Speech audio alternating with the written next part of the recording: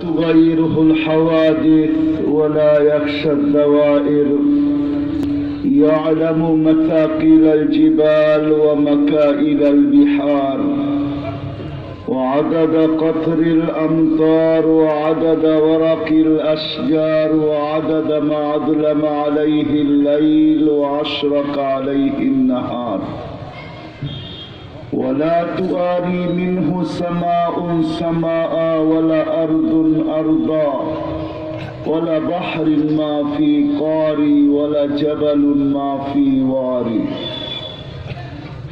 هو الأحد الصمد الذي لم يتخذ صاحبة ولا ولد، وخلق الخلق وأحصاهم عدد، ورفع السماء بقدرته بغير عمد، وبسط الأرض بقدرته على ماء الجمد، قسم الرزق فلا ينسى من خلقه أحد، ولم يكن له كفوا أحد. والصلاة والسلام على حبيبنا المصطفى الذي أعطاه خلق آدم، معرفة شيش، شجاعة نوح، خلة إبراهيم، لسان إسماعيل، رضا إسحاق، فصاحة صالح، حكمة لوط، بشرى يعقوب، جمال يوسف، صبر أيوب، طاعة يونس، جهاد يوشع، صوت داود، حب دانيال، وقار إلياس، زهد عيسى، قوة موسى، حيبة سليمان، وعلم الخضر، صلى الله عليه وعلى آله وأصحابه وأتباعه إلى يوم الدين. أما بعد، فأعوذ بالله من الشيطان الرجيم. بسم الله الرحمن الرحيم.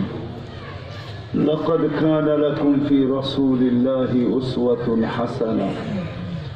وقال جل جلاله: وإن تطيعوه تهتدوا. وقال جل جلاله: من أطاع الرسول فقد أطاع الله. وقال رسول الله صلى الله عليه وسلم: عليكم بسنتي وسنة الخلفاء الراشدين المهديين، عضوه بالنواجذ، أو كما قال عليه الصلاة والسلام। অত্র মাহফিলের সম্মানিত সভাপতি, উপস্থিত ওলামায়ে কেরাম, দূর দূরান্ত থেকে আগত মুসলমান ভাইয়েরা, যে পর্যন্ত লাউড স্পিকারের আওয়াজ পৌঁছতেছে পর্দার অন্তরালে মা ও বোনেরা, কোরআন হাদিস থেকে যতটুকুই তেলাওয়াত করলাম, আশা রাখি একই সামনে রেখে কিছু কথা রাখবো, সাথে সাথে দোয়ার দরখাস্ত। আল্লাহ আমাকে, আপনাদেরকে, সমগ্র মুসলমানকে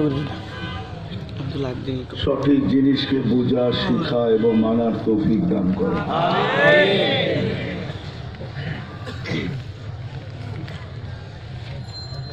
জীবনটা আমাদের অতি ছোট, 60-70 বৎসর, কিন্তু এটাও সত্য, কেউ বুকে হাত দিয়ে বলতে পারবে না আমি 60 বাঁচবো বা 70 বাঁচবো। এটা বলার ক্ষমতা আল্লাহ কাউকে দেন না। 60-70 বৎসর বয়স থেকে আসলো? আমাদের নবীজি সাল্লাল্লাহু আলাইহি ওয়াসাল্লাম আমাদেরকে সতর্ক করছেন। যদিও আমাদের নবীজি ব্যতীত আরো 312 জন রসুল আছেন, 1.25 লক্ষ নবী আছেন। 312 জন রসুল যারা প্রথম সারির, তারা কেউ উম্মতকে সতর্ক করেন না, 1.25 লক্ষ নবীও করেন নাই। কিন্তু আমাদের নবীজি মুহাম্মদুর রাসূলুল্লাহ সাল্লাল্লাহু আলাইহি ওয়াসাল্লাম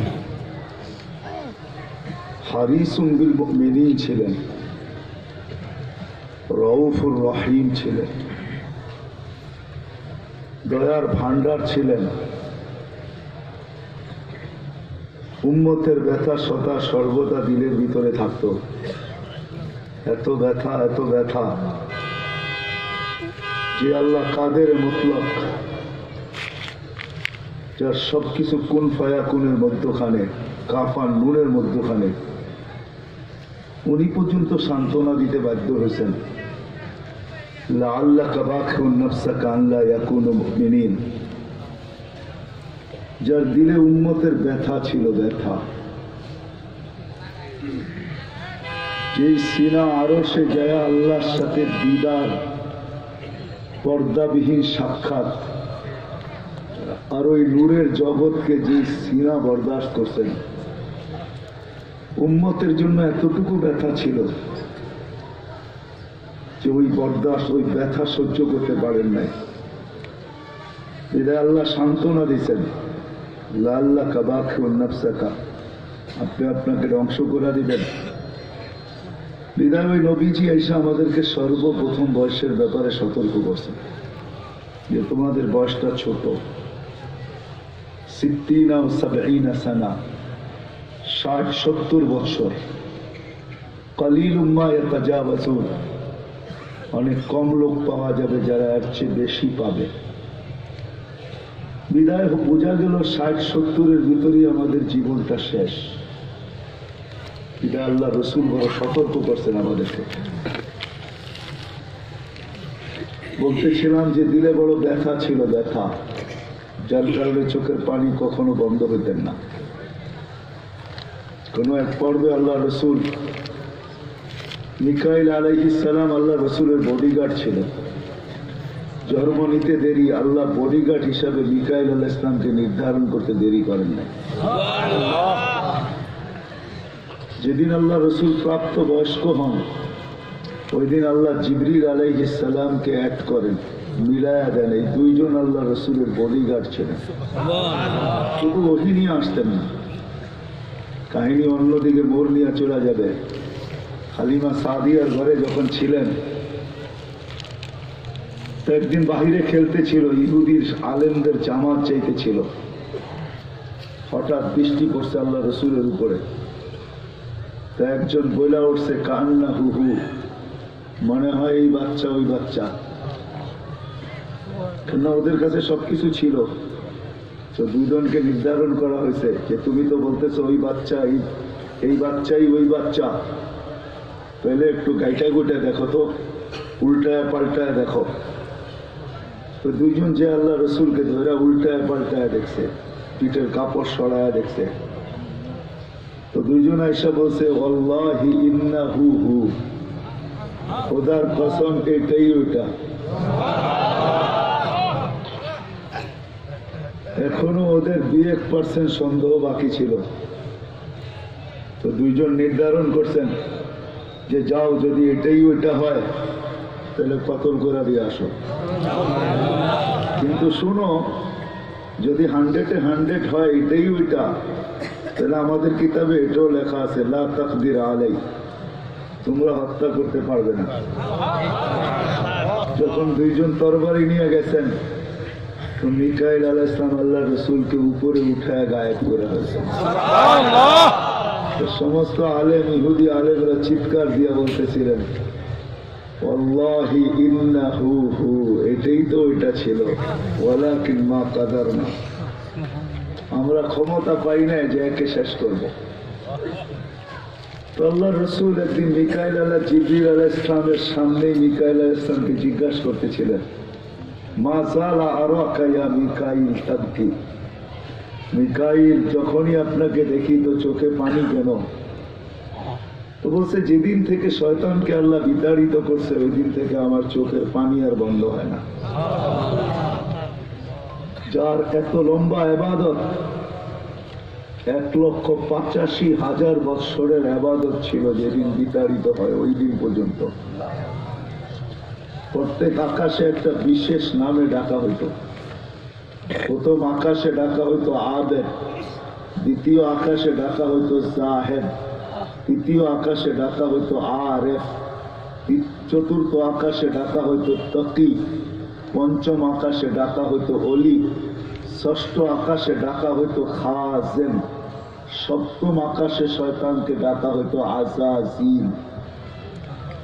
আমাদের কিতাবে শেখ সাদি রহমতুল্লাহ আলাই সপ্তম আকাশের উপাধি নিয়ে কবিতা লেখছেন, তাকাব্বুর আজাজিলরা খারে কর, বজনদার লানত গিরফতারে কর। হ্যাঁ, বড় নাম ছিল তার। মিকাইল আলাইহিস সালাম বলতেছে, যেদিন থেকে শয়তানকে বিতাড়িত করছে ওই দিন থেকে ভয়ে আর আমার চোখের পানি থামে না, যে আমাকেও বিতাড়িত করে দেন কিনা আল্লাহ। আল্লাহ রসুল আবার জিজ্ঞাসা করছেন জিবরিল আলাইহিস সালামকে, মা জালা আরাকা ইয়া জিবরিল তাবকি, আপনাকেও যখন থেকে দেখি তখন থেকে দেখি চোখে পানি আর পানি, কারণটা কি? তো বলছে, যেদিন থেকে আল্লাহ দোজখ আর জান্নাত দেখাইছে, জান্নাত দেখছি ঠিক আছে, কিন্তু যেদিন থেকে দোজখ দেখছি ওই দিন থেকে আর চোখের পানি বন্ধ হয় না। কেন ওলামা জানে আল্লাহ জান্নাত জাহান্নাম বানায়া জিবরিল আলাইহিস সালামকে পরিদর্শনের জন্য পাঠাইছিলেন। উনি জাহান্নাম দেখা আর চোখের পানি থামে না। তো দুইজন মিলা প্রশ্ন করতেছে, এখন দুজন মিলা, জিবরিল আর মিকাইল আলাইহিস সালাম মিলা প্রশ্ন করতেছে, মা জালা নারাকা ইয়া হাবিবার রহমান তাবকি, আমরাও যতদিন থেকে আপনাকে দেখতেছি, আপনার সঙ্গে আছি, আপনার চোখের পানি থামে না কেন? আপনারটার কারণ কি এটা বলেন? আমাদের কারণ তো শুনলেন। তো বলছে, ভাই জিবরিল মিকাইল যেদিন থেকে জান্নাত জাহান্নাম ভ্রমণ করে আসছি, উম্মতের ব্যথায় চোখের পানি থামতে চান। ও মেরে আজিজ, ও নবীর তো চোখের পানি থামে না। চলেন, যখন চলছে আরেকটু আগে নিয়ে যাই। শুধু চোখের পানি কেন, আরো সে যায়ও তো আমাদেরকে বলেন নাই। ওলামা এই কথা স্বীকারোক্তি দিবে যে আরো সে যায় আল্লাহ রসুলের হারায় যাওয়ার কথা ছিল, সব কিছু ভুলে যাওয়ার কথা ছিল। কেননা দিদার আল্লাহর সাথে, কি তার সাথে দিদার, আল্লাহর সাথে দিদার। কি মুসা আলাইহিস সালামকে আল্লাহ তাজাল্লি দিয়েছিলেন পর্দার ওই পার থেকে, পর্দার ওই পার থেকে, ডাইরেক্ট না, পর্দার ওই পার। উনি এই পার 40 দিন পর্যন্ত বেহুশের মতো ছিলেন, 40 দিন টানা। কিন্তু আল্লাহ রসুল এরকম পাশে বৈশা আল্লাহকে দেখতেছেন, আল্লাহ রসুলকে দেখতেছে, রসুল আল্লাহকে দেখতেছে। হারায় যাওয়ার কথা ছিল, কিন্তু হারায় গেছেন, সবকিছু বলছেন, কিন্তু উম্মত বলেন নাই। আল্লাহ জিজ্ঞাসা করছে, বন্ধু কি চাইতে আসছেন? তো বলছে, লা আসআলুকা বিনতি ফাতেমা, আজকে আমার পরিবার চাইতে আসি নাই, ওয়ালা আসআলুকা আম্মি আব্বাস, আমার বংশ চাইতে আসি নাই, আসআলুকা উম্মতি, আমার উম্মত চাইতে আসছি। আল্লাহ পিছনে যুক্তি চাইছেন, আপনি এইখানেও উম্মত চান, কারণটা কি? তো বলছে, আনতার রব্বুল কারীম আনা নবিয়্যুর রহিম, কাইফা তুযায়্যু হাযিহিল উম্মাহ বাইনাল কারীম ওয়ার রহিম। বলছে, আল্লাহ এখানেই তো যাওয়ার জায়গা, আপনি রব্বে করিম শুরুতে, আমি নবী রহিম শেষে, দুইয়ের মাঝে উম্মত জাহান্নামে চলে যাবে, আমি আমার মনকে বুঝাবো তো বুঝাবো কি করে? তো আল্লাহ জবাব দিচ্ছেন, বন্ধু কসমতুল কিয়ামত কিসমাইন, কিয়ামতকে দুই ভাগে ভাগ করছে, জানি আপনি তাকুল উম্মতি, কিয়ামতের দিন আপনি একটা উম্মতি বলে চিৎকার করেন, অথচ রসুল আরো 312 জন আছে। কোন এক হাদিসে আল্লাহ রসুল আম্মা জানের কোন প্রশ্নের উত্তরে আল্লাহ রসুল বলছিলেন, আম্মা জান জিজ্ঞাসা করছিলেন, ইয়া রসুল আল্লাহ, কিয়ামতের দিন কিরকম হবে, আমরা কিভাবে আসবো? তো আম্মা জানকে আল্লাহ রসুল বলছিলেন, হুফাতান ওরাতান, পায়ে হাইটা আসবে, উলঙ্গ আসবে। তো আম্মা জান চিৎকার দিয়া বলছে, আলা ইয়ারা বাদুনা বাবা, আমাদের একজন আরেকজনকে দেখবে না? আল্লাহ রসুল আম্মা জানের কোলে শোয়া ছিলেন, উঠা বসছেন, চেহারা রং পরিবর্তন হয়ে গেছে, আর বলছে, আয়েশা ইয়ামুন আসির, আয়েশা বড় কঠিন দিন। তো দুটা চিত্র তুলে ধরছেন আম্মার সামনে, বলছে, আয়েশা কিরকম কঠিন শুনবা? কাআন্নী আনজুরু মূসা মুতালাফফিফুন বিউমুদিল আরশ ওয়া ইয়াকুলু রাব্বি লা আসআলুকা আল-ইয়াওমা উম্মি ওয়া লা আসআলুকা আল-ইয়াওমা উখতি আসআলুকা নাফসি নাফসি নাফসি নাফসি। আয়েশা, এরকম কঠিন দিন আমি দেখতেছি যেন মুসা আলাইহিস সালাম আরশের খুঁটি ধরে চিৎকার দিতেছে আর বলতেছে, আল্লাহ আজকের দিনে মাকে চাই না, বোনকে চাই না, চাই আমাকে বাঁচান, আমাকে বাঁচান। কালিমুল্লাহ, যার কিতাবটা আল্লাহ নিজের হাতে রেখেছে, কাতাবাত তাওরাত বিয়াদি, যার কিতাব আল্লাহ নিজের হাতে লেখা দিয়েছেন, কালিমুল্লাহ, যিনি আল্লাহর সাথে যদি কথা বলতেন, যার উপাধি কালিমুল্লাহ। উলুল আজমি মিনার রসুল, 5 জন নবীর ভিতরে একজন যিনি, 5 জন উলুল আজমি মিনার রসুলের ভিতরে। আল্লাহ রসুল বলছে, আয়েশা আরেকটু দৃশ্য বলবো তোমাকে? তো বলছে, ইয়া রাসূলুল্লাহ বলেন। বলছে, ওয়াজিআ বিজাহান্নাম, জাহান্নামকে যখন আনা হবে তো 70,000 শিকল লাগানো হবে, প্রত্যেকটা করার সাথে 70,000 ফেরেশতা ধরবে। তারপরও জাহান্নাম ছুটবে, সব ফেরেশতাদের হাতের থেকে ছুটা নিজে কিয়ামতের দিন মাঠের দিকে যখন ভাগতে থাকবে, তো জিবরিল আলাইহিস সালাম আল্লাহর পাশে থাকবে, চিৎকার দিয়া বসা পড়বে আর বলবে, রব্বি সাল্লিম সাল্লিম, রব আমাকে বাঁচান, আমাকে বাঁচান। ওই দিন শুধু একজন ব্যক্তিত্ব, আপনার আমার রাসূল মুহাম্মদুর রাসূলুল্লাহ সাল্লাল্লাহু আলাইহি ওয়াসাল্লাম শুধু উম্মতি উম্মতি বলে চিৎকার দিবে। আল্লাহ এটাই জবাব দিতেছেন, আনতা তাকুলু উম্মতি, আমি জানি আপনি উম্মতি বলে চিৎকার দিবেন, কেননা এখানে শুধু ব্যথা উম্মতের, আর কোনো ব্যথা নেই, কোনো ব্যথা নেই, শুধু ব্যথা উম্মতের ব্যথা। এমন এক ব্যথা দিলের ভিতরে ছিল, তো বলছে আপনি উম্মতি বলে চিৎকার দিবেন, আমি বলবো রহমতি রহমতি, 99 রহমত রাখা আছে, সালতোতা, ওই দিন আপনি চাবেন আমি দিব, সাফি তুসাফা, আপনি সুপারিশ করবেন আমি মঞ্জুর করব। আর এক রিওয়ায়াতে আল্লাহ বন্ধুকে সান্ত্বনা দিয়েছেন, বন্ধু আনা মালিকি ইয়াউমিদ্দিন আনতা সাহিবা ইয়াউমিদ্দিন, আমি কিয়ামতের মালিক বটে কিন্তু বাদশা কিন্তু আপনি। সুবহানাল্লাহ, আমি মালিক কিন্তু বাদশা আপনি। ব্যথা ছিল, ব্যথা। সুনামগঞ্জের মানুষ আমার চেয়ে বড় বড় ওলামার আওয়াজ করছে, আমি শুধু আপনাদেরকে একটু নবীর ব্যথা শুনাইতেছি, কিরকম ব্যথা ভিতরে ছিল। চলেন, যখন ব্যথাই শুনাইতেছিলাম তো আরেকটু শুনাই। প্রথম সিংহায় পুঁতে সব ধ্বংস হয়ে যাবে, এটাকে নফখাতুল উলা বলে, কিয়ামত যেটাকে বলে। দ্বিতীয়টাকে নফখাতুল নুশুর বলে, দ্বিতীয় সিংহা পুঁতে সব আবার জন্ম হবে, সব পয়দা হবে। কিন্তু এর আগে মৌত সবাই হয়ে যাবে, মালাকুল মৌতেরও মৌত হবে, এটাও সত্য, হাদিসে আছে। আমি অতদূর টানতে চাইতেছি না। সর্বশেষ যখন মালাকুল মৌত থাকবে, আল্লাহ জিজ্ঞেস করবে, মাম বাকি মালাকুল মৌত, কে বাকি? তো বলবে, লা মা বাকি আহাদ ইল্লা আনা ওয়া আনতাল হাইয়ুল্লাযী লা তামুত। আকাশ জমিন আরশের নিচে কোথাও কোনো সৃষ্টি বাকি নাই, শুধু আমি একা বাকি আর আপনি। আল্লাহ জিজ্ঞাসা করবে, আইনা আনতা, তুমি কোথায়? তো বলবে, তাহতা আরশিক, আমি আপনার আরশের নিচে, উপরে তো না। আল্লাহ বলবে, মা দা তারাও, আরশের নিচে তাকায় দেখো তো কি দেখা যায়।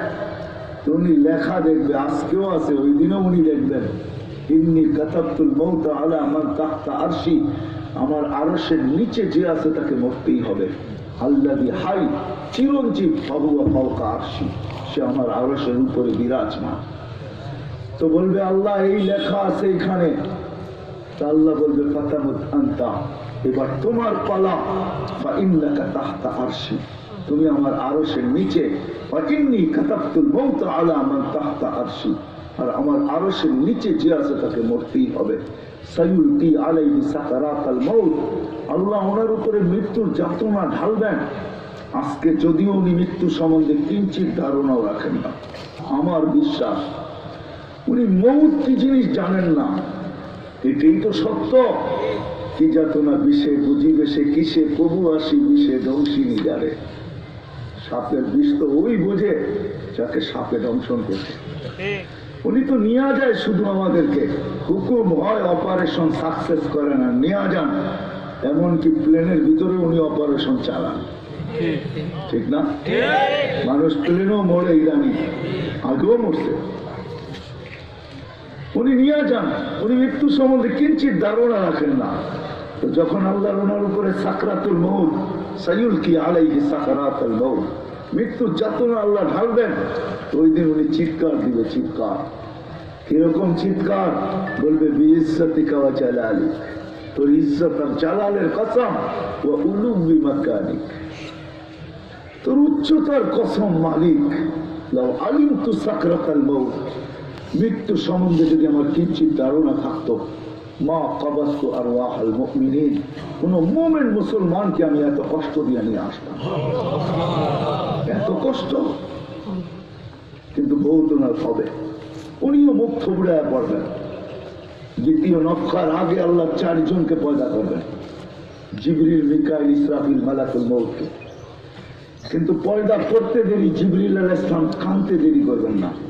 3 জন জিজ্ঞাসা করবে কান্নার কারণ, বলে ইদান ইউমার ইসরাফিল, এখনই হুকুম করা হবে ইসরাফিলকে নফখাতুন নুশুরের জন্য, আর আমাকে হুকুম করা হবে আল্লাহর বন্ধুকে মাকামে মাহমুদে নিয়ে আসার জন্য। কিন্তু আমি আমার মৃত্যুর পরে ভুলে গেছি ওনার কবর কোথায়। তো 3 জন বলবে সহজ সমাধান, ফাসআলিল আরদা, তুমি জমিনকে জিজ্ঞাসা করো। তো জিবরিল আলাইহিস সালাম জমিনকে জিজ্ঞাসা করবে আইনা কবর হাবিবুর রহমান, আল্লাহর বন্ধুর রওজা কোথায়? তো জমিন উত্তর দিবে কদ দাক্কানি আল্লাহু দাক্কা ফানাসিতু, প্রথম সিংহায় ফুটে আল্লাহ আমাকে এরকম ধুনা ধুনছে, এরকম ছানা ছানছে। ছানা বোঝেন? ধুনা বোঝেন? এরকম ধুনা ধুনছে ফানাসিতু, আমিও ভুলে গেছি কোথায় রাখছি। এটা মাঝে মাঝে আমাদের সাথেও ঘটে। টুপি যাবে খোঁজে সারা ঘরে, ঠিক না? সারা ঘর মাথায় উঠে গেলে হঠাৎ পকেটে হাত দিয়ে দেখে টুপি আর জিব্বাটা কামড় দিয়ে বেরিয়ে চলে যায়, ঠিক না? নাহলে তো ঘরালার আবার এর মাথা খারাপ করবে, ঠিক না? আমাদেরও ঘটে, জমিনও ভুলে যাবে। ওই দিন আল্লাহ রসুলের কবর থেকে নূর বাহির হবে, নূর নূর নূর নূর হাত্তা ইয়াসাদ আরশার রহমান, আল্লাহর আরশ পর্যন্ত পৌঁছবে। আজকে বাহির হয় না, আজকে বাহির হলে দুনিয়া দুনিয়া থাকবে না, শেষ। আজকে সুযোগ নাই, ওই দিন বাহির হবে। জিবরিল আলাইহিস সালামকে হুকুম করা হবে নিয়ে আসো মাকামে মাহমুদে, নিয়ে আস, যাবে। পরেরটা হলো সুনামগঞ্জের মানুষ বুঝায়, যদি ভিতরে দিল থাকে তাহলে বুঝবেন, নাহলে বুঝবেন না। উনি যাবে, পর মারবে পর, আর বলবে তুমি হাবিব আর রহমান, আল্লাহর বন্ধু উঠেন। তো আল্লাহ রসুল উঠবে, হাদিসের শব্দ ওয়াহুয়া ইয়াকুম ওয়ায়াবকি ওয়ায়াকুম, উঠবে কিন্তু কানতে কানতে উঠবে, আর বলতে বলতে উঠবে জিবরিল আইনা উম্মতি,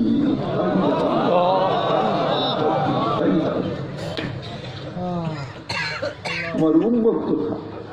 আওয়াসালা শাফির জাহান্নাম, আমার উম্মত কি আমাকে ফাঁকি দিয়া পুলসিরাতের কিনারে চলে গেছে? তারপরে জিবরিল তুমি আমাকে উঠাইতে আসছো। তো জিবরিল কসম খাবে বিইজ্জতিল্লাহি ওয়া জালালি মা শাক্কাল আরদা আহাদুন ইল্লা আনতা, আপনি ব্যতীত কেউ ওঠে নাই, উম্মত কোত্থেকে উঠবে? আপনি শান্ত হন, শান্ত, সান্ত্বনা দিবে, উঠবে, মাকামে মাহমুদে যাবে। কসম খোদার, ব্যথা আমি শুনাইতেছি আপনাদেরকে, উঠবে, যাবে, কিন্তু মাকামে মাহমুদে বসবে না, শুধু টাইম হাতটা রেখা দিয়ে দাঁড়ায় থাকবে। আল্লাহ জিজ্ঞাসা করবে বন্ধু বসেন না? বলছে না, বসবো না। দাঁড়ায় আছেন কেন, হাত রাখছেন কেন? বলে মালিক, এই জন্য হাত রেখা দাঁড়ায় আছি, এটা আমি মালিক। কিন্তু তাইলে বসেন না কেন? বলে বসবো না। বলছে কারণ কি কারণে বসবেন না? বলে আমাকে বসায় দিতে চান, তাই না? আমি যদি বসি তো আমার উম্মতের জন্য ছুটবে কে, কে হাউজে কাউসারে যাবে, কে উম্মতের ঠোঁটে লাগায় পেলা পান করায় দিবে, পানি পান করায় দিবে, কে মিজানের পাশে দৌড়াবে। পাল্লা যদি সামনে না ঝুঁকে তাইলে দুরুদের গাঠি নিয়া, যা আমি আপনি পড়ছি নবীর উপরে দুরুদ, ওই গাঠি গুলাকে নিচে কাঁধে করে নিয়ে চলে আসবে। প্রত্যেকের নামেরটা ইমাম কর্তবী রহমতুল্লাহ লেখছেন, কিতাব মোতালা করেন, ওই গাঠি নিয়ে আসবে, নিজে উঠায়া নিয়ে আসবে, উঠায়া। এই জন্যই বলছে আমার উপরে দুরুদ বেশি বেশি পড়ো। যদি পড়ো না তো জুমার দিন পড়ো, আকসিরু আলাইয়া সালাহ ইয়াউমাল জুমা, জুমার দিন বেশি বেশি আমার উপরে দুরুদ পড়ো, তোমাদের দুরুদ গাঠটির ভিতরে রাখা থাকবে। কিয়ামতের দিন যদি পাল্লা না ঝুঁকে তো আমি পিঠে করে উঠায়া পাল্লায় দিয়া ঝুঁকায় দিব, ঝুঁকায় আবার মিজানের পাল্লায় পৌঁছে রাতের ওইখানে দৌড়াবে। বলছে কে দৌড়াবে উম্মতের জন্য? যে কিয়ামতের মাঠের ব্যথা নিয়ে উঠবে, ব্যথা, ব্যথা নিয়ে উঠবে, ব্যথা। হায় হায়, যে মৃত্যু লগ্ন ব্যথা নিয়ে গেছেন, ব্যথা, কোনো ব্যথা না, কোনো ব্যথা না, নয় ফ্যামিলির ব্যথা না, হাসান হোসাইনের ব্যথা না, আলী ফাতেমার ব্যথা না, যে হাসান হোসাইন কলিজার টুকরা ছিল, টুকরা। সুনামগঞ্জের মানুষ বুঝবেন কি বুঝবেন না জানি না, দুই ভাই আসছে আল্লাহ রসুলের কাছে, আয়েশা বলছে নানা যান আপনি উত্তর